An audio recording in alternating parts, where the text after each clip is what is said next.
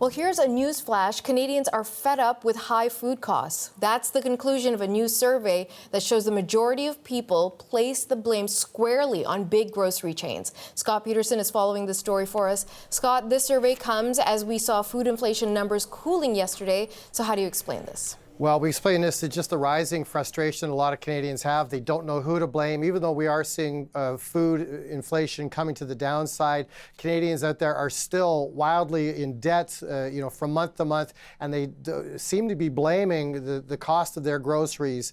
So let's take a look at this survey out from Leisure this morning as far as putting the blame squarely on the big grocers in the country. Almost 2/3 of Canadians think that food inflation is getting worse and not better, and that's despite those lower food inflation numbers we saw from StatsCan just yesterday. 30% of Canadians believe that food inflation has been primarily caused by the grocery stores trying to, quote, increase profit margins.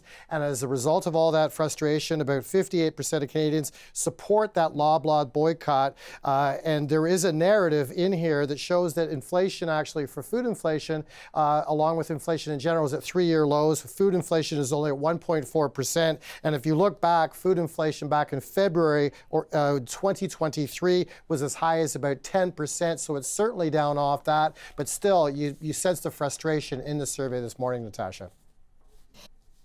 Report from Food Banks of Canada out today. What kind of picture are they painting? Yeah, pretty much a similar painting. They're saying that about 44% of people nationally feel that they're worse off than they were this time last year. Their clients, of course, that use the food bank, and a quarter are suffering from food insecurity. And so it is some troubling numbers, a 1-2 combination, if you will, but clearly a lot of frustration amongst Canadians out there as far as having to make ends meet from month to month.